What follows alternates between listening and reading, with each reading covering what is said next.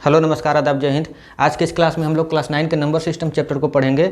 इसमें हम लोग हर एक चीज़ को बारीकी से समझेंगे क्योंकि आगे आपको इसका यूज लगभग हर जगह मिल जाएगा। तो चलिए शुरू करते हैं। फर्स्ट में है नेचुरल नंबर्स। तो नेचुरल नंबर्स किसे कहते हैं? Counting numbers are called natural numbers. तो काउंटिंग नंबर्स क्या होते हैं? तो काउंटिंग हम लोग कहाँ से शुरू करते हैं? 1 से। 1 2 उसके बाद 3 फिर 4 फिर 5 इस तरह से काउंट करते हैं। तो नेचुरल नंबर जो है काउंटिंग नंबर है तो 1 से शुरू होगा नेचुरल नंबर। और नेचुरल नंबर को हम लोग किससे डिनोट करते हैं? एन से, जो कि नेचुरल नंबर का सबसे फर्स्ट लेटर है। कैपिटल एन से हम लोग नेचुरल नंबर को डिनोट करते हैं। तो अगर हमें नेचुरल नंबर पूरा कलेक्शन लिखना होगा कि जितना भी नेचुरल नंबर पूरा कलेक्शन एक जगह लिखना है तो हम लोग लिखेंगे n इक्वल टू, और कहाँ से शुरू होता है काउंटिंग नंबर? 1 से। तो 1 से लिखना शुरू करेंगे 1 2 3 4 5 6 इस तरह से इनफाइनाइटली अनंत तक जाएगा। तो यहाँ से हम लोग क्या देख रहे हैं कि 1 जो है सबसे छोटा नेचुरल नंबर है। तो यहाँ पे लिख लिए कि द लीस्ट, लिस्ट का मतलब सबसे छोटा, नेचुरल नंबर क्या है? 1 है। अब अगर कोई पूछे कि सबसे बड़ा नेचुरल नंबर बताइए, तो सबसे बड़ा का तो पता ही नहीं है। आप जो भी डिजिट लीजिएगा उसके आगे का एक डिजिट उससे बड़ा हो जाएगा। अनंत तक जा रहा है, मतलब इसमें डिफाइन नहीं है, इनफाइनाइट है ये कि कौन सा होगा इसका सबसे बड़ा नेचुरल नंबर। तो वही चीज़ यहाँ पे लिखा हुआ है, there are infinitely many natural numbers. इसमें बहुत सारे नेचुरल नंबर्स है। आप सबसे बड़ा को डिफाइन नहीं कर सकते हैं कि कौन सा नेचुरल नंबर सबसे बड़ा है। ठीक है, अब इसमें थोड़ा सा और देखते हैं कि अगर आपसे पूछा जाए कि बताइए क्या 0 नेचुरल नंबर है, या बताइए क्या 1.2 नेचुरल नंबर है, क्या 2/3 नेचुरल नंबर है, क्या -4 नेचुरल नंबर है, इस तरह से अगर पूछा जाए तो आप क्या बताइएगा? तो सबसे पहले हम लोग इसके डेफिनेशन को अच्छे से समझेंगे। Counting numbers are called natural numbers. तो काउंट हम लोग 1 से शुरू करते हैं, 0 से नहीं करते, तो 0 नेचुरल नंबर नहीं हुआ। काउंट हम लोग कभी डेसिमल में नहीं करते हैं। जैसे अगर मेरे पास 4 पेन है तो हम इस तरह से थोड़े काउंट करेंगे कि 1.1 पेन हुआ, ये 1.2 पेन हुआ। तो डेसिमल में भी काउंट नहीं करते हैं। फ्रैक्शन में भी हम लोग काउंट नहीं करते हैं, और ना ही हम लोग निगेटिव में, माइनस में काउंट करते हैं। तो ऐसा जो भी नंबर जो डेसिमल में है, फ्रैक्शन में है, निगेटिव है या फिर 0 है, वो नेचुरल नंबर नहीं होगा। तो नेचुरल नंबर आप लोग समझ गए। अब देखिए होल नंबर क्या होता है। तो जितना भी नेचुरल नंबर है, अगर इस नेचुरल नंबर के ग्रुप में 0 भी लगा दें, 0 को भी शामिल कर दें, तो एक नया ग्रुप बन जाएगा। उसी को हम लोग बोलते हैं होल नंबर। और होल नंबर को उसके शुरू का लेटर W से डिनोट करते हैं, कैपिटल लेटर W। तो W इक्वल टू क्या हो जाएगा? 0 से शुरुआत होगा, 0 1 2 3 4 5 इस तरह से इनफाइनाइटली अनंत तक जाएगा। तो यहाँ भी अगर आपसे पूछा जाए कि चलिए बताइए क्या 0 1.2 2/3 -4 इसमें से कौन होल नंबर होंगे और कौन नहीं होंगे? तो सबसे पहले 0 देखते हैं। तो 0 तो होल नंबर के ग्रुप में है शामिल, तो 0 हो गया होल नंबर। अब देखते हैं 1.2। तो 1.2 देखिए, तो हम शुरू में ही यहाँ पे बता दिए हैं कि नेचुरल नंबर के कलेक्शन में 0 शामिल कर रहे हैं। और नेचुरल नंबर में आपको बताएं कि कभी भी हम लोग काउंटिंग जो है वो डेसिमल या फ्रैक्शन में या माइनस में नहीं करते हैं। तो ये सब होल नंबर भी नहीं होगा। अब यहाँ पे देखिए पूछा जाए कि सबसे छोटा होल नंबर क्या है। यहाँ पे सबसे छोटा नेचुरल नंबर क्या था? 1 था, क्योंकि 1 से ही शुरू हो रहा था। सबसे छोटा होल नंबर क्या है? तो 0 है, क्योंकि ये 0 से शुरू हो रहा है। अब इसमें कितने होल नंबर्स हैं? तो इन्फाइनाइटली मेनी है। तो सबसे बड़ा होल नंबर अगर पूछा जाए कि क्या होगा, तो देखिए इसमें इन्फाइनाइटली मेनी होल नंबर्स हैं, मतलब कि ये इसका कोई लिमिटेशन नहीं है, बढ़ते ही जा रहा है, बढ़ते ही जा रहा है। अब जो भी डिजिट लीजिएगा, जैसे मान लेते हैं कि आप 5 रख लिए, तो उसके आगे का एक डिजिट उससे बड़ा हो जाएगा। तो इसमें कोई डिफाइन नहीं है, तो आप सबसे बड़ा होल नंबर नहीं बता सकते हैं। सबसे छोटा आप बता सकते हैं 0 है। वही चीज़ यहाँ पे लिखा हुआ है, there are infinitely many whole numbers. अब है every natural number is a whole number but all whole numbers are not natural numbers. या फिर कह सकते हैं कि every whole number is not a natural number. तो ऐसा क्यों होता है? तो यहाँ पे देखेंगे कि जो जितना भी नेचुरल नंबर है, इसका पहले कहने का मतलब समझ लीजिए। कह रहा है कि ये थर्ड पॉइंट जो कह रहा है कि जितना भी नेचुरल नंबर है वो होल नंबर है, और फोर्थ पॉइंट कह रहा है कि सभी होल नंबर नेचुरल नंबर नहीं होते हैं। तो चलिए समझते हैं। नेचुरल नंबर देखिए तो 1 होल नंबर में है ना, 1। नेचुरल नंबर 2 होल नंबर में भी है, 3 भी है, 4 भी है, 5 भी है। इसके आगे का जो डिजिट होगा वो भी रहेगा। तो जितना भी नेचुरल नंबर है वो सब होल नंबर है। तो हम कह सकते हैं कि every natural number is a whole number. अब देखते हैं पॉइंट 4 इसमें है कि all whole numbers are not natural number. तो चलिए चेक करते हैं, होल नंबर कहाँ से शुरू हो रहा है, 0 से। देख रहे हैं इसमें नहीं है, 1 है, 2 है, बाकी सब है लेकिन 0 नहीं है। तो इसीलिए कहा गया है कि ऑल होल नंबर मतलब सभी होल नंबर्स नेचुरल नंबर्स नहीं है। वो भी किसके कारण, तो 0 के कारण। यहाँ पे लिख दिए because 0 is a whole number but not a natural number. तो उम्मीद है आप लोग नेचुरल नंबर होल नंबर समझ गए। आगे हम लोग देखते हैं, अब है इंटीजर्स। तो देखिए 0 नेचुरल नंबर और नेचुरल नंबर के निगेटिव, ये तीनों मिलाकर के जो ग्रुप या फिर कलेक्शन बोल सकते हैं कि जो कलेक्शन बनता है उसको हम लोग बोलते हैं इंटीजर्स। और इंटीजर को हम लोग आई या फिर जेड से डिनोट करते हैं। आई तो समझ में आता है कि इंटीजर का फर्स्ट लेटर आई है तो आई से डिनोट हो गया। और जेड से डिनोट करने का कारण है कि ये जर्मन वर्ड जहलिन से आया है, इसका फर्स्ट लेटर जेड लिया गया है, जिसका मीनिंग होता है टू काउंट, मतलब काउंट करना। तो देखिए इंटीजर को हम लोग कैसे लिखेंगे, जेड इक्वल टू, अब इसमें क्या बताएं कि 0 शामिल होता है, नेचुरल नंबर शामिल होता है और उसका निगेटिव। तो देखिए 0 है, नेचुरल नंबर 1 से शुरू होता है, 1 2 3 4 5 इन्फिनाइटली मेनी गया, और उसका निगेटिव, तो निगेटिव -1 हो जाएगा, -2 -3 -4 -5 -6 -7, ऐसे इधर भी निगेटिव में भी इन्फिनाइटली मेनी। इसको हम लोग दूसरे तरह से भी लिख सकते हैं, 0 हो गया। अब जैसे 1 2 3 4 5 है पॉजिटिव है और इधर निगेटिव भी है, तो दोनों को हम एक साथ लिख दिए, +-1 +-2 +-3 +-4 +-5 +-6, इस तरह से इन्फिनाइटली मेनी जाएगा, प्लस में भी और माइनस में भी अनंत तक। अब इसमें नोट देखिए, अब 0 is neither negative nor positive. अगर कोई आपसे पूछे कि क्या 0 निगेटिव नंबर है या पॉजिटिव नंबर है, तो ना तो ये निगेटिव है और ना ही पॉजिटिव है। पूछा जाए कि कितने इंटीजर्स होते हैं, तो इन्फिनाइटली मेनी, बहुत सारे इंटीजर्स होते हैं। इसमें आप ये नहीं कर सकते हैं कि कौन सबसे छोटा इंटीजर है और कौन सबसे बड़ा, क्योंकि छोटा आप देखिएगा तो माइनस में भी इन्फिनाइटली मेनी जा रहा है और प्लस में भी इन्फिनाइटली मेनी जा रहा है। तो इसमें ना आप छोटा बता सकते हैं ना आप बड़ा बता सकते हैं।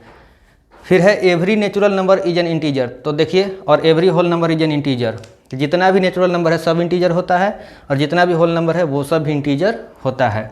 तो देखिए नेचुरल नंबर आपको बताए थे कहाँ से शुरू होता है, 1 से इन्फिनाइटली मेनी जाएगा, होल नंबर 0 से इस तरह से इन्फिनाइटली। अब देखिए तो जितना भी नेचुरल नंबर है कह रहा है कि इंटीजर होगा, तो चेक करिए, 1 है इसमें, 2 है, 3 है, आगे जो भी आएगा वो सब भी इसमें आगे मिलेगा। फिर होल नंबर देखिए 0 है, फिर 1 2 3 आगे जो भी आएगा सब यहाँ से मिल जा रहा है। तो जितना भी नेचुरल नंबर है सब इंटीजर है, जितना भी होल नंबर है सब इंटीजर है, लेकिन सब इंटीजर ना तो नेचुरल नंबर होगा ना ही होल नंबर, क्योंकि माइनस वाला पार्ट ना तो नेचुरल नंबर में होता है ना ही होल नंबर में। यहाँ से अगर आपको कोई पूछ दे कि चलिए फिर से वही क्वेश्चन, 0 1.2 2/3 एंड एक और लास्ट में क्या था, माइनस में था -4। अब बताइए क्या 0 इंटीजर है, तो है, क्योंकि इसके कलेक्शन में 0 होता है। डेसिमल इंटीजर है तो नहीं है, क्योंकि इसमें साफ साफ लिखा गया है, आपको बताया भी हैं कि नेचुरल नंबर 0 और निगेटिव ऑफ नेचुरल नंबर।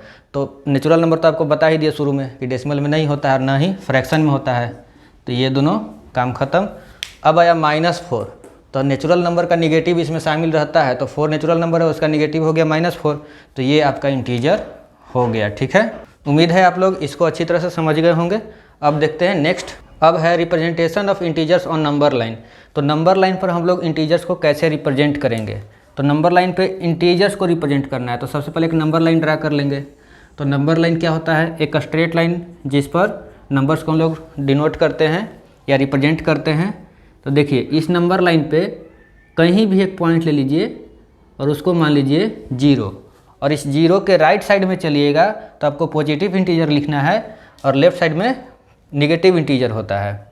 तो देखिए, और इस पे एक बात का ध्यान रखिएगा कि आप इसमें एक फिक्स्ड लेंथ लीजिएगा, और फिक्स्ड लेंथ जैसे कि हम मान लेते हैं कि 2 सेंटीमीटर का ये लेंथ है, तो आगे जितना भी लेंथ लेंगे सब 2-2 सेंटीमीटर का ही लेंगे।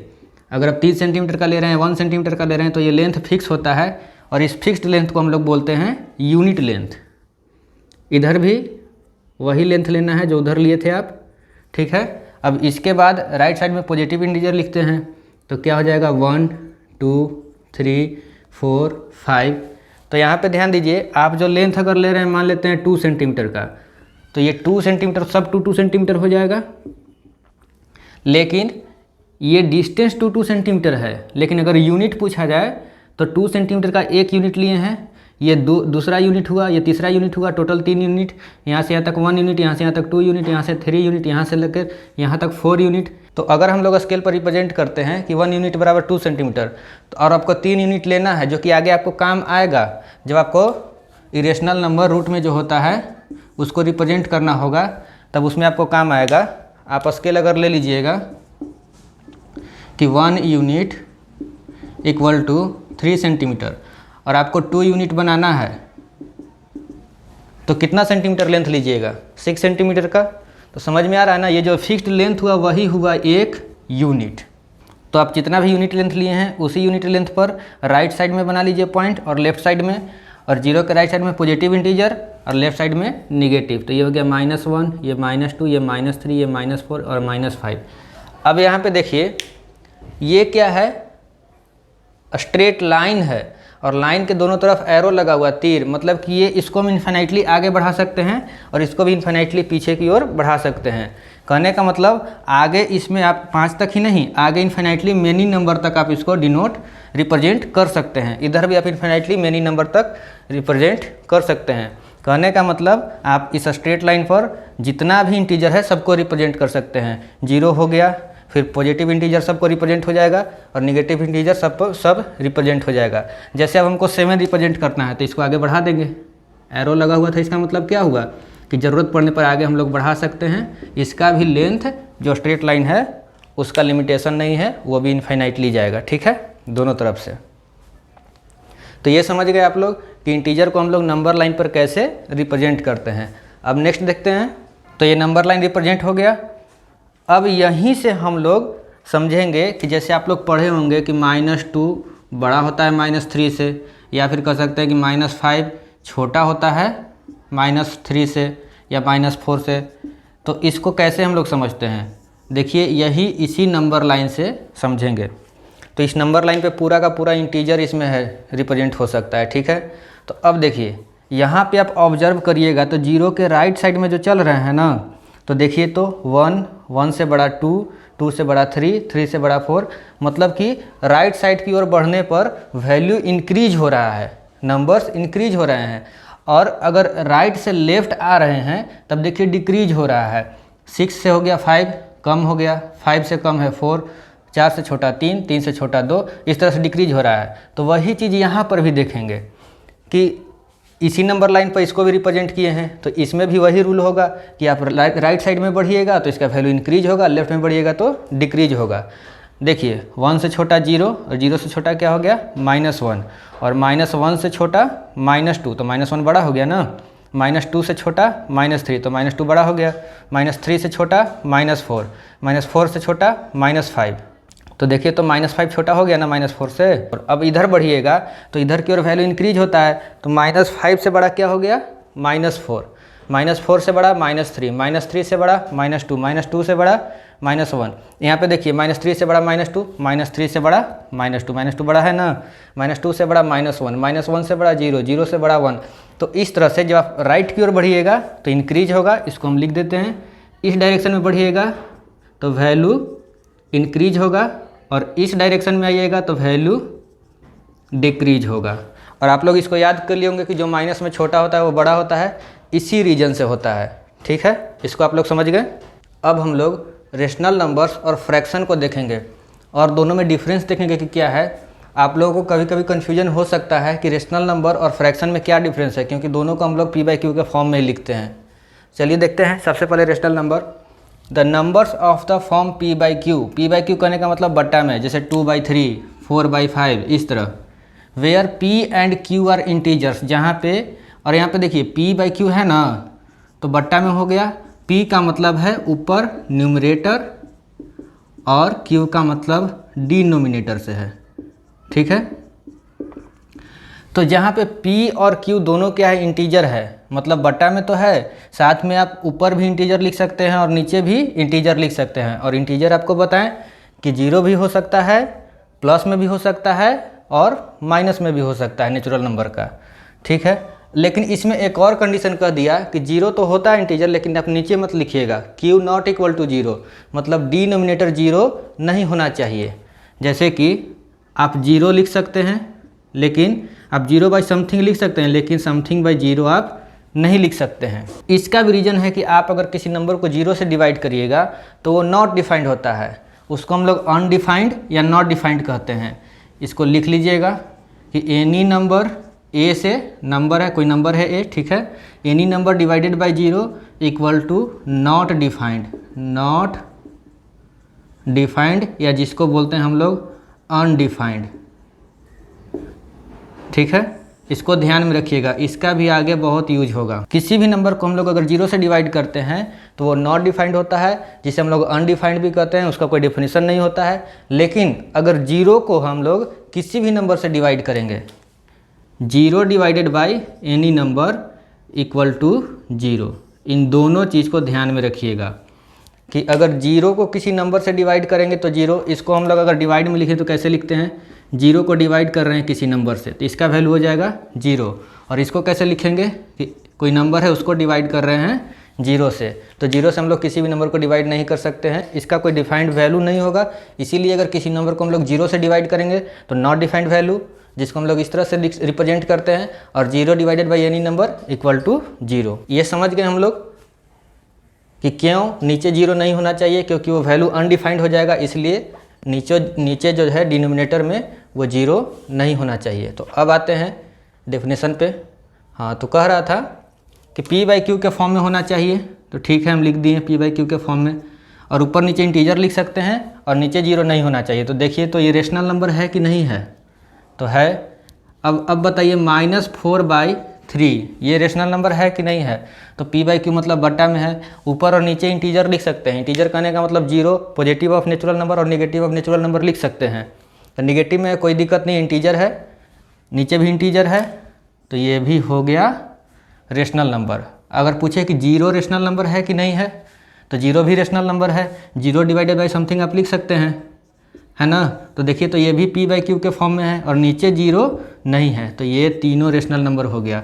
अगर पूछ दिए कि ये रेशनल नंबर है कि नहीं है, तो देखिए ये P बाई क्यू के फॉर्म में तो है, ऊपर नीचे इंटीजर भी है, लेकिन ये वाला कंडीशन फुलफिल नहीं कर रहा, नीचे 0 नहीं होना चाहिए था, तो ये रेशनल नंबर नहीं होगा। अब अगर पूछें कि 1.2 बताइए रेशनल नंबर है कि नहीं है, तो आप 1.2 को 12/10 लिख सकते हैं। तो देखिए तो P बाई क्यू और Q not equal to 0, P और Q इंटीजर भी है, तो ये रेशनल नंबर हो गया। इतना समझ गए। अब अगर आपको कह दिया जाए कि इस रेशनल नंबर का सिंपलेस्ट फॉर्म बताइए, तो सीधे काट देना है, काट के जो वैल्यू आएगा वही सिंपलेस्ट फॉर्म होता है। जैसे इसको अगर हम काटें 6 और इसको काटें 5, तो 6/5 क्या हो गया, इस रेशनल नंबर 12/10 का सिंपलेस्ट फॉर्म। तो रेशनल नंबर आप लोग अच्छी तरह समझ गए। इसको हम लोग Q से डिनोट करते हैं रेशनल नंबर को, और ये जो इतना लंबा डेफिनेशन है इसको आप लोग शॉर्ट में लिख सकते हैं। Q इक्वल टू क्या होना चाहिए, P बाई क्यू, मतलब वही बटा में P और Q इंटीजर होना चाहिए, और जहाँ पे Q 0 नहीं होना चाहिए। रेशनल वर्ड कहाँ से आया, रेशनल वर्ड आया रेशियो से। हम लोग जो डिवाइड करते हैं, जो P बाई क्यू के फॉर्म में लिखते हैं, वो दरअसल रेशियो ही है। जैसे हम लोग लिखते हैं 4:5, तो इसको हम लोग 4/5 भी तो लिखते हैं, P बाई क्यू के फॉर्म में होता है ना। तो रेशियो वर्ड से क्या आ गया, रेशनल। और जो डिवीजन करते हैं उसको कोसेंट भी बोलते हैं, तो कोसेंट वर्ड से आ गया Q, और इसी Q से हम लोग डिनोट करते हैं रेशनल नंबर को। यहाँ पे एक बात देख लीजिए कि जैसे आप मल्टीप्लाई करते हैं, तो 4 × 3 मल्टीप्लाई कर रहे हैं इक्वल टू 12, तो ये प्रोडक्ट नहीं हुआ, ये मल्टीप्लिकेशन हुआ, और इसका जो रिजल्ट आया ये हो गया प्रोडक्ट इसका। अब जैसे हम डिवाइड कर रहे हैं कि 6/2, तो ये हो गया डिवीजन, ये कोसेंट नहीं हुआ, कोसेंट इसका जो डिवीजन करके आया ये हो गया, जो रिजल्ट आया वो हो गया कोसेंट। ठीक है, तो आप लोग इसको समझ गए रेशनल नंबर को। अब इसमें कुछ नोट है, उसको समझ लेते हैं। फर्स्ट है there are infinitely many rational numbers, इसमें अनगिनत रेशनल नंबर होते हैं। अब सेकंड है देयर इज नो लिस्ट और ग्रेटेस्ट रेशनल नंबर, कहने का मतलब इसमें ना तो कोई सबसे छोटा रेशनल नंबर होता है, ना ही कोई सबसे बड़ा रेशनल नंबर होता है। फिर है इसमें थर्ड में all the natural numbers, whole numbers and integers are rational numbers, जितने भी नेचुरल नंबर है, होल नंबर है और इंटीजर है, सब के सब रेशनल नंबर होते हैं। तो चलिए इसको हम लोग देख लेते हैं कैसे होते हैं। नेचुरल नंबर कहाँ से शुरू होते हैं, 1 से। तो देखिए उसका 1 2 लेंगे, जैसे लिख देते हैं यहीं पे n इक्वल टू 1 2 3 4 इन्फिनाइटली जा रहा है।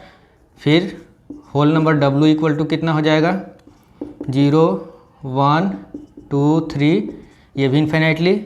और जेड इंटीजर जो है इस तरह से लिख सकते हैं, माइनस, इसको इधर से -4, -3, -2, -1, 0, 1, 2 इस तरह से इन्फिनाइटली जा रहा है। तो देखिए, तो जितना भी नेचुरल नंबर है, ईच नेचुरल नंबर, जितना भी एकक नेचुरल नंबर है, सब also a rational number, each whole number is also a rational number and each integer is also a rational number. इसीलिए हम बोल दिए कि all natural number, all whole number, all integers are rational number.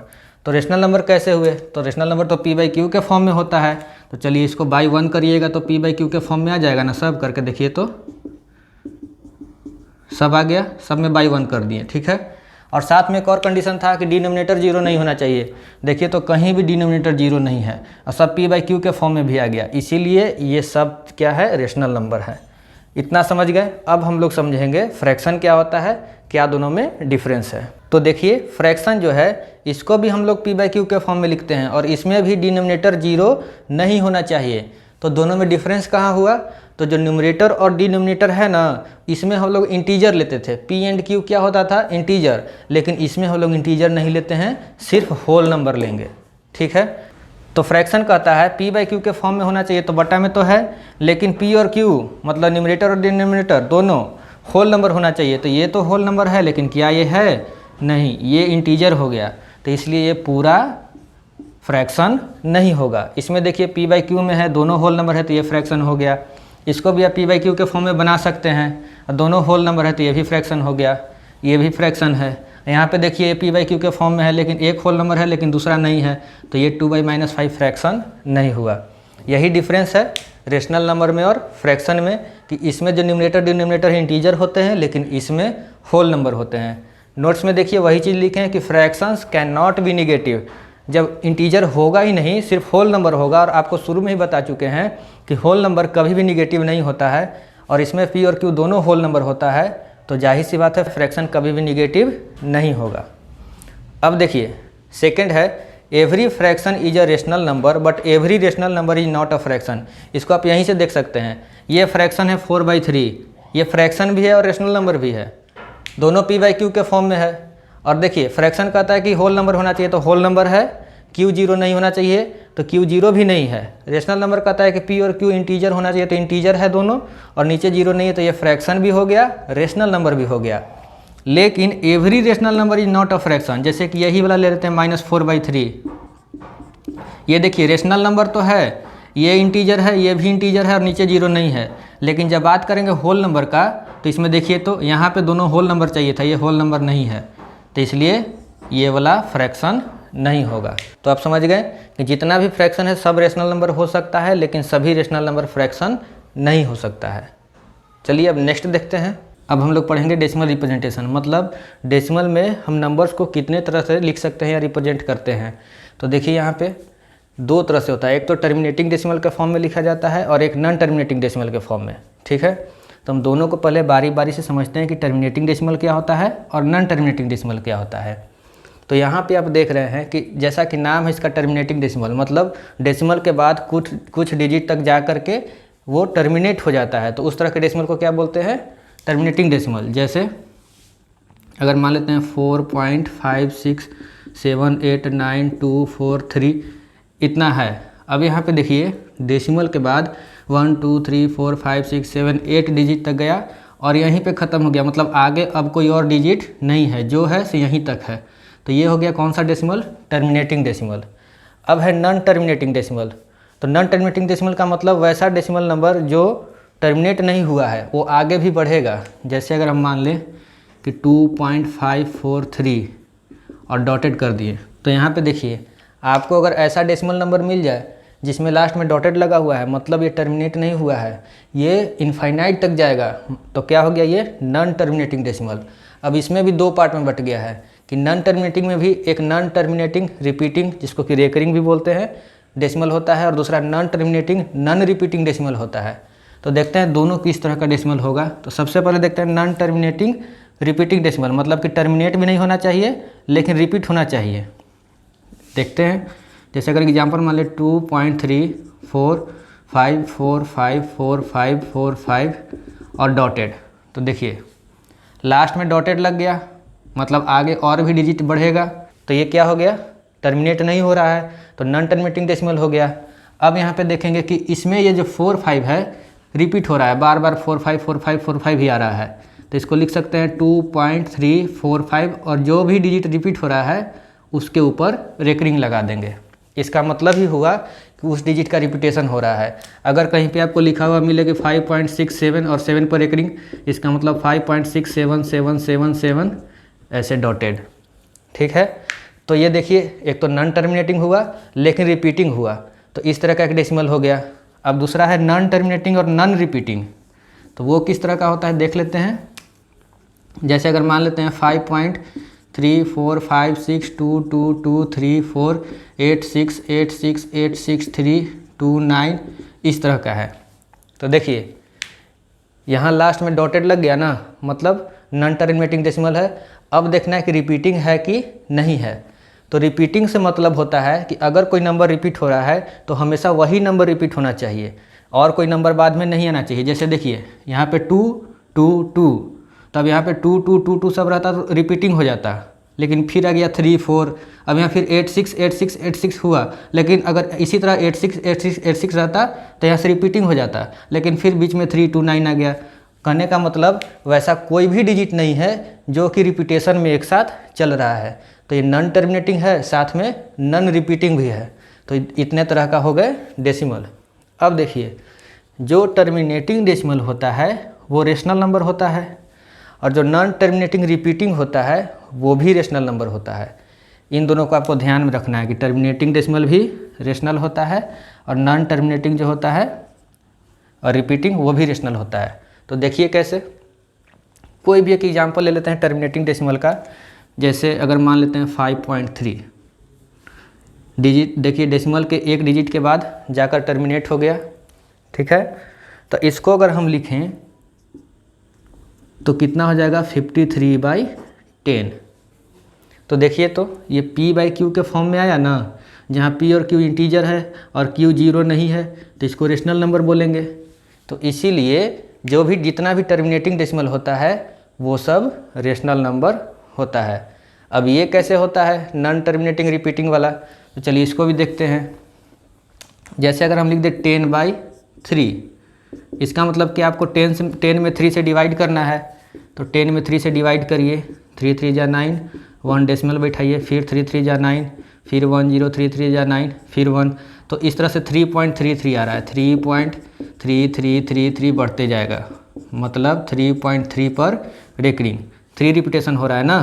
तो देखिए यहाँ पे ये लास्ट तक, इसका लास्ट डिजिट नहीं मिला, टर्मिनेट नहीं हुआ, ये बढ़ते ही जाएगा, हमेशा 3 3 आते रहेगा। तो ये क्या हो गया, नॉन टर्मिनेटिंग, टर्मिनेट नहीं हो रहा है लेकिन साथ में रिपीट भी हो रहा है, तो नॉन टर्मिनेटिंग रिपीटिंग है। और देखिए तो ये रेशनल नंबर है ना, इसी का वैल्यू आ रहा है ना, नॉन टर्मिनेटिंग रिपीटिंग। तो टर्मिनेटिंग डेसिमल रहे या नॉन टर्मिनेटिंग रिपीटिंग डेसिमल रहे, दोनों होता है रेशनल नंबर। अब इरेशनल नंबर क्या होता है कि वैसा डेसिमल जो नॉन टर्मिनेटिंग तो रहे लेकिन रिपीटिंग भी नहीं होना चाहिए, उसको हम लोग बोलते हैं इरेशनल नंबर। और यही इरेशनल नंबर का एक्चुअल मीनिंग या डिफिनेशन बोल सकते हैं। अब आप लोग पढ़े होंगे कि जो भी परफेक्ट स्क्वायर रूट नहीं होता है या जो परफेक्ट क्यूब रूट नहीं होता है वो सब इरेशनल नंबर होता है। तो देखिए कैसे होता है, जैसे अगर हम परफेक्ट स्क्वायर रूट नहीं है, कौन कौन नहीं है, तो √2, √3, √5, √6, √7, √8, √10, इसी तरह से ये सब परफेक्ट स्क्वायर रूट नहीं होता है। कहने का मतलब जब इसका स्क्वायर रूट निकालिएगा तो बिना डेसिमल रिप्रेजेंटेशन का, मतलब बिना डेसिमल में आए हुए निकलेगा ही नहीं। अब जैसे √4 करिएगा तो देखिए पूरा पूरा निकल गया 2, लेकिन √2 का आप करिएगा तो नहीं निकलेगा इस तरह से, कुछ डेसिमल में इसका वैल्यू आता है, जैसे √2 का 1.414 समथिंग आता है, ठीक है। तो अब देखिए, अब ये कैसे हो गया इरेशनल नंबर। तो इरेशनल नंबर का डेफिनेशन क्या कहता है कि जो डेसिमल नॉन टर्मिनेटिंग रहेगा और नॉन रिपीटिंग रहेगा वही होता है इरेशनल नंबर। तो जब आप √2 का वैल्यू निकालिएगा इस तरह से, डिवीजन मेथड आप जानते होंगे, एक बार में लगाइए 1, फिर यहाँ पे डेसिमल बैठा दीजिए, 00 1 1 2 4 से लगाइए, यहाँ पे ऐड हो जाता है, इधर मल्टीप्लाई हो जाएगा। इस तरह से आप बनाइएगा तो आपको इतना वैल्यू मिलेगा √2 का, 414213562309504880168872420996 और ये बढ़ते ही जाएगा। लास्ट में देखिए डॉटेड लगा हुआ है, मतलब ये इतना डिजिट तक आया फिर भी टर्मिनेट नहीं हो रहा, ये और बढ़ते जाएगा। तो ये हो गया नॉन टर्मिनेटिंग। अब ऐसा कोई भी डिजिट नहीं देख रहे हैं कि जो एक साथ हमेशा रिपीट हो रहा है, तो ये तो नॉन टर्मिनेटिंग के साथ क्या हो गया, नॉन रिपीटिंग। और जानते हैं कि non terminating non repeating decimal क्या होता है, इरेशनल नंबर। यही वजह है कि जो भी परफेक्ट स्क्वायर रूट नहीं होता है या जो परफेक्ट क्यूब रूट नहीं है वो सब इरेशनल नंबर होता है। अब देखिए इसमें एक और चीज़ है पाई। अक्सर पूछा जाता है क्वेश्चन कि पाई क्या है, रेशनल है या इरेशनल है। तो देखिए लोग क्या समझते हैं, आप लोग क्वेश्चन में यूज करिएगा पाई इक्वल टू 3.14 या फिर यूज करिएगा पाई इक्वल टू 22/7 और इसके वैल्यू से आप लोग जज करना शुरू कर देते हैं कि ये तो देखिए टर्मिनेटिंग डेसिमल है तो रेशनल हो गया, या p/q के फॉर्म में है तो रेशनल हो गया। इस तरह से आप जज करना शुरू करते हैं, जो कि गलत है। पाई का एक्चुअल वैल्यू कुछ इस तरह का होता है। पाई क्या होता है इस पर मैंने एक सेपरेट वीडियो बनाया है, आप लोग जाकर देखिएगा, पूरा डिटेल में बताएं कि पाई क्या होता है, समझ जाइएगा अच्छी तरह से। अब देखिए सीधा बात करते हैं यहाँ पे, तो पाई का ये एग्जैक्ट वैल्यू नहीं है, पाई का एग्जैक्ट वैल्यू ये है। और ये कहाँ से होता है, पाई वाला वीडियो में आपको पूरा इन्फॉर्मेशन मिल जाएगा कैसे पाई का वैल्यू निकलता है, इतना। अब यहाँ पे देखिएगा कि जो पाई का वैल्यू है वो है 3.141592653358979323846264338338327950 और लास्ट में भी डॉटेड लगा हुआ है, मतलब यहाँ तक भी आकर ये टर्मिनेट नहीं हुआ है, ये आगे जा रहा है, ये नॉन टर्मिनेटिंग डेसिमल हुआ। और ऐसा कोई भी डिजिट नहीं है जो एक साथ रिपीट हो रहा है, तो non terminating non repeating decimal हुआ। और non terminating non repeating decimal होने के कारण ही पाई इरेशनल नंबर हो जाता है। तो इसको आप लोग नोट कर सकते हैं, pi is an irrational number. अब कैसे इरेशनल होता है अगर कोई पूछ दे तो कहिएगा बिकॉज पाई जो है नॉन टर्मिनेटिंग, पाई का जो वैल्यू है non terminating non repeating decimal होता है, यही कारण है कि पाई क्या है, इरेशनल नंबर है। तो उम्मीद है आप लोग रेशनल नंबर इरेशनल नंबर अच्छी तरह से समझ गए। टर्मिनेटिंग डेसिमल रहेगा रेशनल नंबर हो जाएगा, नॉन टर्मिनेटिंग है लेकिन रिपीट हो रहा है नंबर तो रेशनल हो जाएगा, और नॉन टर्मिनेटिंग मतलब कि ना तो टर्मिनेटिंग है और ना ही रिपीटिंग है तो इरेशनल नंबर हो जाएगा। ठीक है, चलिए अभी आप लोग terminating decimal non terminating decimal rational number irrational number पहचाना सीख लिए। तो अब ये बताइए कि ये जो आपको दिया हुआ है नंबर डेसिमल में, ये रेशनल नंबर है या नहीं है। तो यहाँ पे देखिए चेक करना है तो सबसे लास्ट में देखेंगे क्या यहाँ डॉटेड लाइन है, नहीं है, मतलब ये इतना डिजिट तक जा कर के टर्मिनेट हो गया, तो ये टर्मिनेटिंग डेसिमल हो गया। और टर्मिनेटिंग डेसिमल क्या होता है, रेशनल नंबर होता है, तो ये क्या हो गया, रेशनल नंबर। अब देखिए length of period, the repeated number of decimal places in a rational number is called the length of period. मतलब रेशनल नंबर में जितना नंबर रिपीटेड रहता है या जितना नंबर पर रिकरिंग रहता है उसको बोलते हैं हम लोग लेंथ ऑफ इट्स पीरियड। जैसे 15/7 रेशनल नंबर है, जब इसको डिवाइड करिएगा तो नॉन टर्मिनेटिंग रिपीटिंग डेसिमल बनेगा, और रिपीट क्या होगा तो 142857, मतलब जब आप इसको लिखिएगा तो इस तरह से आएगा आपका 142857 142857 142857, इस तरह से बढ़ते जाएगा। ये वाला नंबर हमेशा रिपीट होते रहेगा, तो इसलिए इतना जो नंबर है इतना जो डिजिट है सब पे रेकरिंग हो गया। तो अब देखिए लेंथ ऑफ पीरियड क्या हुआ, कितना टोटल कितना डिजिट पर रेकरिंग है, तो 1 2 3 4 5 6, तो यहाँ पे लेंथ ऑफ पीरियड हो गया 6। अब देखिए इतना तो आप लोग जानते हैं कि कोई भी अगर रेशनल नंबर आपको p/q के फॉर्म में रहेगा और आपसे पूछा जाएगा कि चलिए बताइए कि ये टर्मिनेटिंग डेसिमल होगा या नॉन टर्मिनेटिंग रिपीटिंग डेसिमल होगा, क्योंकि रेशनल नंबर में दो ही तरह के डेसिमल आते हैं, टर्मिनेटिंग और नॉन टर्मिनेटिंग रिपीटिंग। तीसरा जो हुआ नॉन टर्मिनेटिंग नॉन रिपीटिंग वो इरेशनल में आता है, जो कि जो परफेक्ट स्क्वायर रूट नहीं होता है या जो परफेक्ट क्यूब रूट नहीं होता है उस तरह के केस में आ जाता है। p/q वाले फॉर्म में आपको सिर्फ दो ही तरह के डेसिमल मिलेंगे, एक तो टर्मिनेटिंग और एक तो नॉन टर्मिनेटिंग रिपीटिंग। तो आपको बिना डिवाइड किए हुए बताना है। जैसे अगर हम बोल दें कि चलिए बताइए 15/7 ये टर्मिनेटिंग डेसिमल होगा या नॉन टर्मिनेटिंग रिपीटिंग डेसिमल होगा, कैसे बताइएगा। तो देखिए सबसे पहले हम इसके टर्मिनेटिंग डेसिमल के कॉन्सेप्ट को समझते हैं। जैसे कि एग्जांपल ले लेते हैं 5.7 3। तो इसको आप लोग कितना लिख सकते हैं 53/10। अगर लिख दें 2.75, इसको कितना लिख सकते हैं 275/100।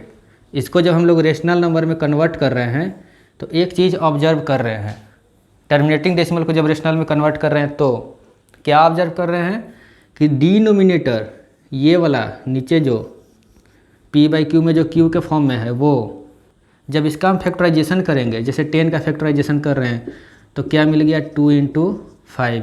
100 का फैक्टराइजेशन कर रहे हैं तो क्या मिल जाएगा 50 हो जाएगा, यहाँ 2 से 25 और 5 से 5, इसमें भी मिल जाएगा 2 × 2 × 5 × 5। मतलब जितना भी टर्मिनेटिंग डेसिमल है उसको जब आप रेशनल नंबर में कन्वर्ट करिएगा और डिनोमिनेटर का फैक्टराइजेशन करिएगा तो हमेशा नीचे 2 और 5 के फॉर्म में रहेगा। इतना समझ में आ रहा है। इससे हम लोग क्या समझे कि जिस भी रेशनल नंबर को जो p/q के फॉर्म में है और बिना डिवाइड किए हुए बताना है कि बताइए टर्मिनेटिंग डेसिमल है या नहीं है, तो अगर उसके डिनोमिनेटर को फैक्टराइज करने पर सिर्फ 2 मिले, 2 के फॉर्म में मिले, जैसे 2 के पावर 3, 2 के पावर 4 इस तरह से, या फिर सिर्फ 5 मिले या 2 और 5 दोनों मिले, तो इन तीनों केस में वो टर्मिनेटिंग डेसिमल बन जाएगा। जैसे एग्जांपल के लिए यहाँ पे ले लिए 1/2, तो आप 1 में 2 से डिवाइड करिएगा तो इसका वैल्यू कितना हो जाएगा 0.5। देखिए तो इसमें सिर्फ 2 है, आ गया ना टर्मिनेटिंग डेसिमल। बिना डिवाइड किए हुए आप ऐसे निकाल सकते हैं कि इसके डिनोमिनेटर में कितना है सिर्फ 2, तो ये हो गया टर्मिनेटिंग डेसिमल। अब देखिए इसका वैल्यू कितना होगा तो 0.75। तो इसको जब आप लोग डिवाइड करिएगा तब आप निकाल सकते हैं 0.75। लेकिन अगर बिना डिवाइड किए हुए पूछा जाए कि बताइए टर्मिनेटिंग डेसिमल है कि नहीं है, तो इसका देखिए 4 का प्राइम फैक्टराइजेशन कीजिए 2, देखिए तो सिर्फ 2 के फॉर्म में आ रहा है। यहाँ भी सिर्फ 2 था, यहाँ भी सिर्फ 2 के फॉर्म में आ रहा है, मतलब 2 का पावर ही सिर्फ हो रहा है। तो अगर सिर्फ 2 का पावर हो रहा है तब भी टर्मिनेटिंग डेसिमल देखिए आ रहा है ना। यहाँ पे देखिए क्या ये होगा टर्मिनेटिंग डेसिमल, तो 20 को करिए फैक्टराइजेशन 10, 2 से 5, 2 × 2 × 5, तो इसमें भी सिर्फ 2 और 5 के फॉर्म में है, तो ये भी हो गया टर्मिनेटिंग डेसिमल। टी से टर्मिनेटिंग, डी से डेसिमल। इसको बताइए तो ये 5 × 5 सिर्फ 5 के फॉर्म में, ये भी हो गया टर्मिनेटिंग डेसिमल। इसको बताइए इसमें सिर्फ 5 है, ये भी हो गया टर्मिनेटिंग डेसिमल। तो समझ में आ रहा है ना आप लोगों को कि अगर हम लोग डिनोमिनेटर को फैक्टराइजेशन करें और उसमें सिर्फ 2 मिले, मतलब सिर्फ 2 के पावर में आए या सिर्फ 5 के पावर में आए या 2 और 5 दोनों के पावर में आए, तो वो टर्मिनेटिंग डेसिमल होगा। अब इनके अलावा अगर कोई दूसरा डिजिट आ जाए तब वो नॉन टर्मिनेटिंग रिपीटिंग डेसिमल हो जाएगा। देखिए जैसे एग्जांपल ले लेते हैं 10/3। यहाँ देखिए ना तो 2 है, ना ही 5 है, और ना 2 और 5 दोनों है, तो तीनों जो कंडीशन था सिर्फ 2, सिर्फ 5 या 2 और 5 दोनों कुछ भी नहीं है, तो ये क्या बन जाएगा इस तरह का। जब आप डिवाइड करिएगा तो मिलता है ना 3.3 पर एक रिंग, मतलब ये नॉन टर्मिनेटिंग और रिपीटिंग डेसिमल हो गया। अब चलिए यहाँ पे 2 एग्जांपल हम और लिए हैं, एक है 15/7 और एक है 1/17। अब अगर कहा जाए आपको कि चलिए बताइए कि ये टर्मिनेटिंग डेसिमल है या नहीं है, या फिर इसका डेसिमल किस टाइप का है, टर्मिनेटिंग है या नॉन टर्मिनेटिंग रिपीटिंग है, तो जब इसको आप डिवाइड करिएगा तो इतना डिजिट के बाद इसका रिपीटेशन होगा, मतलब आपका डिवीज़न लंबा जाएगा। और जब आप इसको डिवाइड करिएगा तो हो सकता है आपका 3-4 पे जैसे ही भर जाए और बीच में आपको लगे कि कहीं टर्मिनेटिंग तो नहीं है।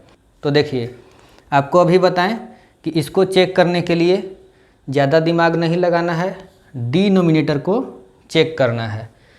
वो अगर सिर्फ 2 के फॉर्म में रहेगा, मतलब सिर्फ 2 के पावर में, या सिर्फ 5 के पावर में, या 2 और 5 दोनों के पावर में रहेगा, तभी वो टर्मिनेटिंग होगा। इसके अलावा कोई और आ जाएगा तो टर्मिनेटिंग नहीं होगा।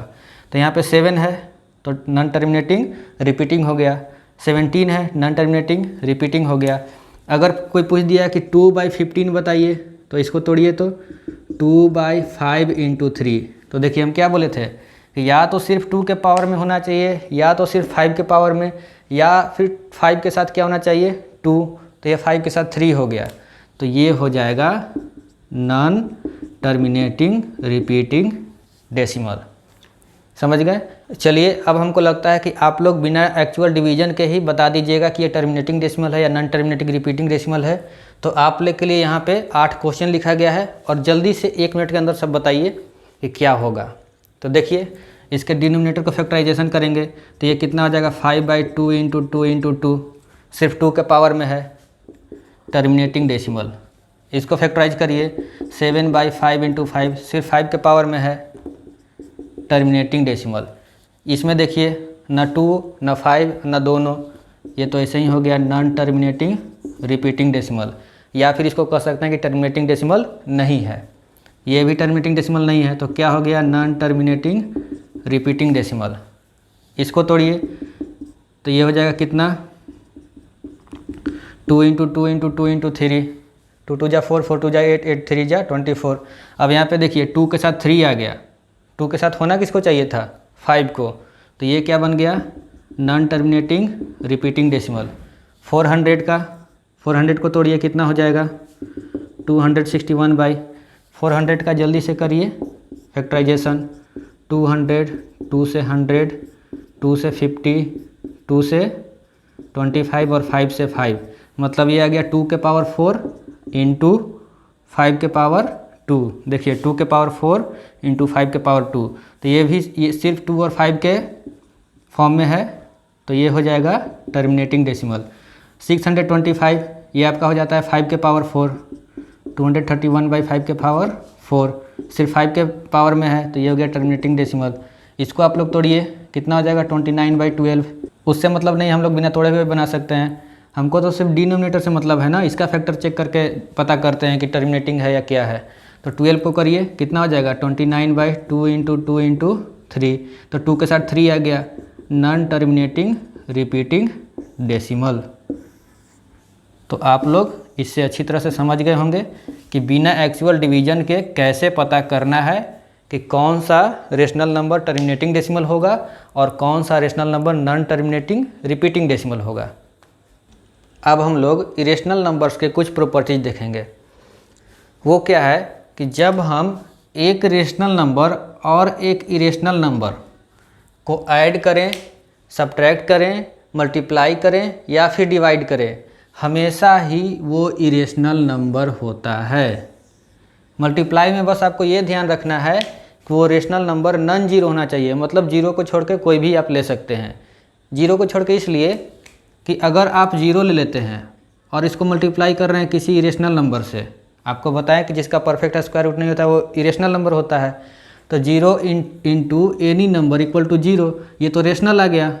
इसीलिए यहाँ पे लिखा हुआ है कि जीरो छोड़ करके कोई भी रेशनल नंबर लीजिए और उसको आप इरेशनल नंबर से मल्टीप्लाई करिए, हमेशा क्या आएगा इरेशनल नंबर। जैसे हम मान लेते हैं कि इरेशनल नंबर ले लिए 3, उसको मल्टीप्लाई कर रहे हैं इरेशनल नंबर √5 से, तो ये जो 3√5 आया ना प्रोडक्ट, ये इरेशनल नंबर हो गया। सम डिफरेंस वाला इजी है, देख लीजिए। हमको एक रेशनल और एक इरेशनल को ऐड करना है, सब्ट्रैक्ट करना है, डिवाइड करना है, मल्टीप्लाई करना है। बस मल्टीप्लाई में ध्यान देना था कि जीरो नहीं होना चाहिए। ऐड में एक ले लेते हैं रेशनल नंबर 2, यहाँ पे ले लेते हैं रेशनल नंबर 2 और ऐड कर रहे हैं किसी इरेशनल नंबर के साथ, तो ये जो 2 + √3 हुआ ना, ये हो गया आपका इरेशनल नंबर। सब्ट्रैक्ट करिएगा तो 2 - √3 अगर है तो ये भी हो गया इरेशनल नंबर। यहाँ पे ध्यान दीजिए, ये पूरा इरेशनल नंबर है, यहाँ पे 2 रेशनल है और 3 इरेशनल है। एक रेशनल एक इरेशनल ऐड कर दिए, पूरा इरेशनल बन गया। एक रेशनल एक इरेशनल सब्ट्रैक्ट कर दिए, पूरा इरेशनल बन गया। एक रेशनल एक इरेशनल मल्टीप्लाई कर दिए, पूरा इरेशनल बन गया। इसमें सिर्फ ध्यान देना है कि वो रेशनल नंबर जीरो नहीं होना चाहिए। डिवाइड में उसी तरह एक रेशनल और एक इरेशनल, या फिर इसको आप ऐसे भी लिख सकते हैं, इस तरह से भी रहे, जैसे यहाँ पे अगर हम √3 कर दें तो देखिए एक रेशनल एक इरेशनल, एक रेशनल एक इरेशनल, तो ये जो पूरा कोसेंट बना ये भी हो गया इरेशनल नंबर। तो आपको इसमें बस इतना ही ध्यान रखना है कि अगर एक रेशनल और एक इरेशनल रहेगा, प्लस माइनस मल्टीप्लाई डिवाइड कुछ भी करिए, वो हमेशा इरेशनल वैल्यू देगा। ये तो हो गया एक रेशनल और एक इरेशनल नंबर की बात। लेकिन जब दोनों इरेशनल रहे तब यहाँ पे देखिए हम ऐड कर रहे हैं, सब्ट्रैक्ट कर रहे हैं, मल्टीप्लाई कर रहे हैं, डिवाइड कर रहे हैं, किसके साथ 2 इरेशनल नंबर्स। तब क्या होगा, तो जब दो इरेशनल नंबर के साथ आप ऐड सब्ट्रैक्ट मल्टीप्लाई डिवाइड करिएगा तो वो रेशनल भी आ सकता है और इरेशनल भी आ सकता है। वही चीज़ यहाँ पे लिखा हुआ है, need not be an irrational, मतलब कोई ज़रूरी नहीं है कि वो इरेशनल ही है। वो क्या आएगा, या तो रेशनल नंबर मिलेगा या फिर इरेशनल नंबर मिलेगा, इन्हीं दोनों में से कोई मिलेगा। जैसे इसमें क्या था, एक रेशनल और एक इरेशनल को हम लोग कर रहे थे प्लस माइनस मल्टीप्लाई डिवाइड, तो वो इरेशनल ही आ रहा था, ये फिक्स था कि इरेशनल ही आएगा, ठीक है। लेकिन इसमें ऐसा नहीं है, दोनों में से कुछ भी आ सकता है। एग्जाम्पल देख लेते हैं। फर्स्ट सम कर रहे हैं हम लोग, ठीक है। तो आपको अभी बता दिए कि दो इरेशनल लेना है, तो देखिए तो ये एक इरेशनल नंबर हुआ ना। अभी बताएं, रेशनल प्लस इरेशनल इरेशनल होता है, रेशनल माइनस इरेशनल इरेशनल होता है। ये दोनों इरेशनल नंबर हैं। अब दोनों को हम ऐड कर रहे हैं, तो 2 + √3 प्लस 4 माइनस √3, 4 और 2 6। ये क्या मिला हमें, ये तो मिल गया रेशनल नंबर, मिला ना। तो वही चीज़ कहा जा रहा है यहाँ पे कि अगर आप add subtract multiply divide 2 irrational के साथ करिएगा तो कोई ज़रूरी नहीं कि रेशनल आए, रेशनल भी आ सकता है, इरेशनल भी आ सकता है। यहाँ पे हमने दो इरेशनल नंबर को ऐड किया तो रेशनल नंबर मिल गया। अब देखिए यहाँ पर भी हमने दो इरेशनल को ऐड किया तो ये इरेशनल नंबर मिल गया, इरेशनल नंबर, ठीक है। उसी तरह से सब्ट्रैक्ट करके देखेंगे हम लोग इसको, तो 5 + √2 ये एक इरेशनल नंबर है, इसको हम लोग सब्ट्रैक्ट करें दूसरे इरेशनल नंबर से 3 + √2 से, क्या हो जाएगा 5 + √2, माइनस है तो -3 और माइनस प्लस माइनस √2, ये कट गया, 5 - 3 कितना 2। ये देखिए फिर से मिल गया रेशनल। मतलब जब हम दो इरेशनल को सब्ट्रैक्ट कर रहे हैं तब रेशनल आ रहा है, और जब इसी तरह का दो इरेशनल यहाँ पे ले रहे हैं तो इरेशनल आ जा रहा है।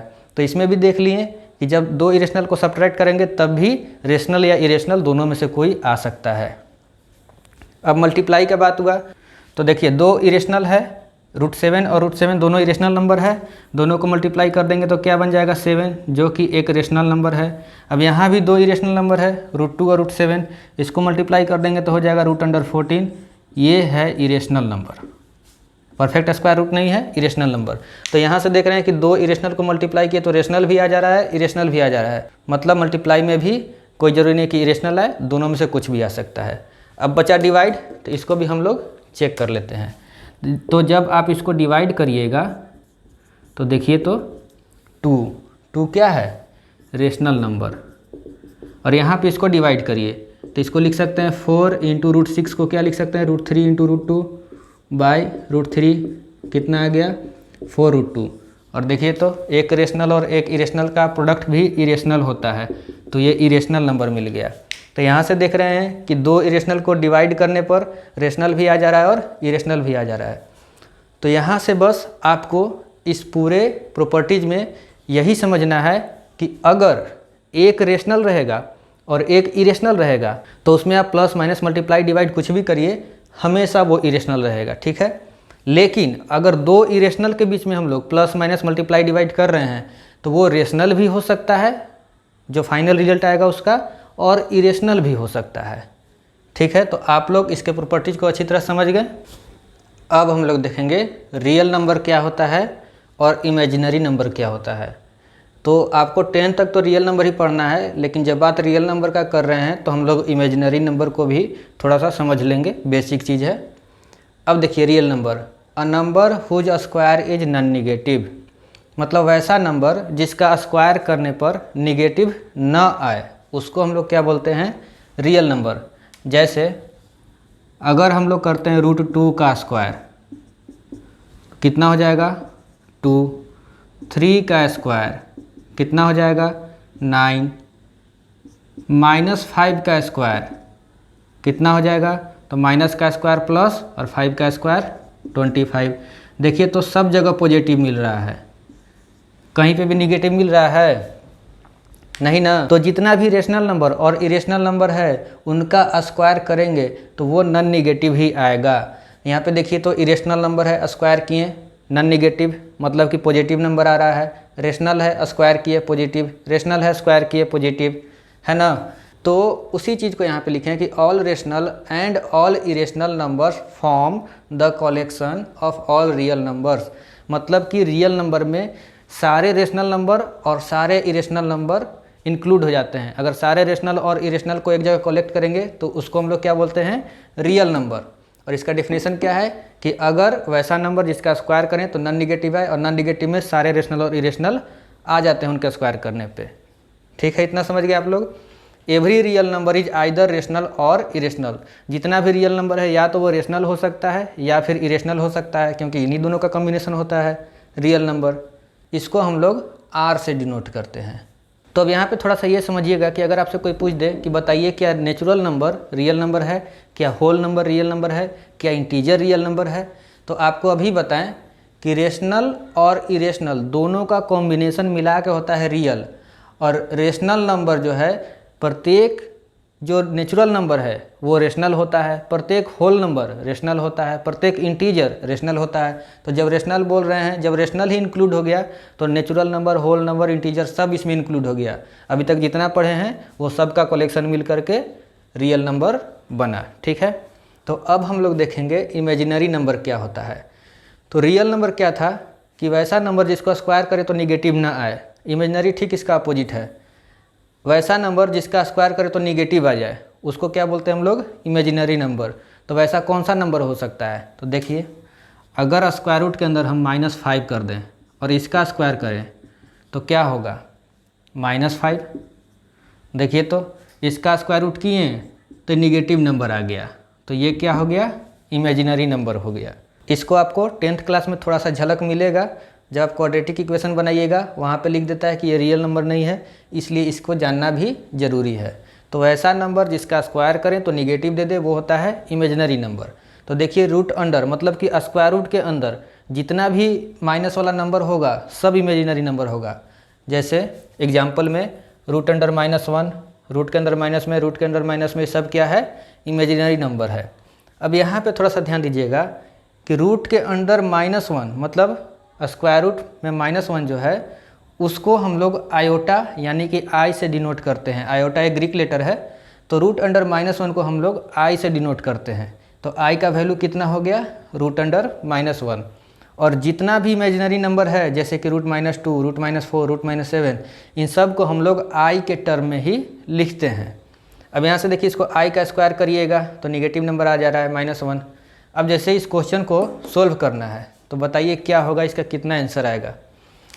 तो यहाँ पे देखिए रूट अंडर -25 है, तो इसको हम लोग लिख सकते हैं 5 × 5 × -1 होगा ना।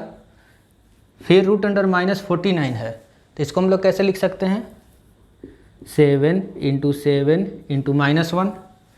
और अभी आपको बताएं कि जितना भी आप इमेजिनरी नंबर देखिएगा सबको आई के टर्म में हम लोग लिखते हैं। तो इसको जब आप अलग करिएगा तो देखिए यहाँ से 5 बाहर निकल गया, रूट के अंदर क्या बच गया, -1 इंटू यहाँ से 7 बाहर निकल गया, रूट के अंदर क्या बचा, -1। अब यहाँ से दो तरह का काम कर सकते हैं, root under -1 into root under -1, root under -1 का स्क्वायर, जैसे 5 × 7 कितना, 35, और रूट अंडर -1 दो बार मल्टीप्लाई हो रहा है तो इसका स्क्वायर, तो 35 इंटू रूट अंडर -1 का स्क्वायर कितना, -1 -35।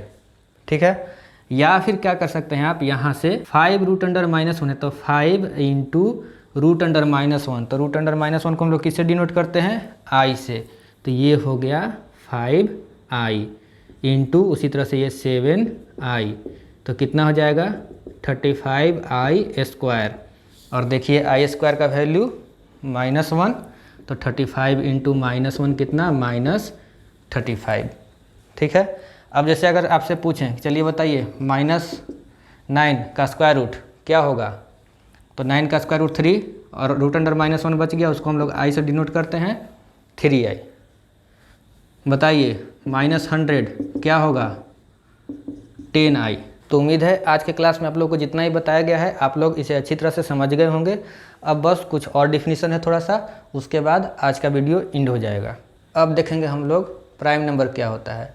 अब positive integer p greater than 1 मतलब जो पॉजिटिव इंटीजर है वो 1 नहीं होना चाहिए, 1 से बड़ा होना चाहिए, जैसे 2 से स्टार्ट हो सकता है, ठीक है। Is called prime number if it is divided by only 1 and p। कहने का मतलब वैसा हर पॉजिटिव नंबर जो खुद से और 1 से कटता है वो सब प्राइम नंबर होगा, लेकिन 1 को छोड़ करके।